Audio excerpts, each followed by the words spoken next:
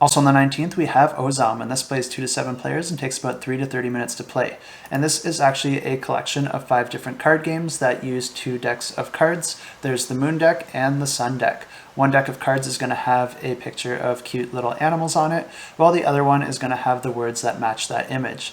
Each game is designed to be very quick to play, and it's suitable to play with children. The first game is called Hunt Ozam, where players will have a hand of moon cards which have the words on them, and then the sun cards are all going to be laid out on the table. Players are going to count to 3, and they're going to be competing to race to gather all the cards matching the cards in their hand first, and the player to do that wins the game. The next one is also a real-time game, and this one's called War Ozam, and it's similar to Spot It. We're going to be having all the sun cards face up on the table, and then a player is going to draw a card from the deck, and then every player can look at it, and the first player to slap their hand down on the matching card gains that card, and the player who has the most cards at the end of the game wins. And the third game is called Slap Ozam, where all cards get shuffled together and then dealt to the players, and players are going to be flipping cards from their decks continually until a gold card is drawn, and the first player to slap their hand down on it gains all those revealed cards. The player with the most cards at the end of the game wins. And the fourth game is called Ozam, and this is a game similar to Go Fish, where players are going to be shuffling all the cards and dealing 3 to each player, and then players will ask the other player if they have one of the matching cards in their hand, and if they do, they get to go again. If they don't, then they draw a card from the deck. Any matched cards are put down on the table, and those will score points at the end of the game. The player with the most points wins the game. And the last game is called Ozam, and this is a card flipping memory game where players are trying to match cards, taking turns flipping cards, and then trying to remember the ones that were previously revealed. Players who match cards are going to keep those, and then the player with the most cards at the end of the game wins the game. These games are designed to play very quickly and support high player counts, so games can be played as one-offs, or they can be played as first to win 3 out of 5 games.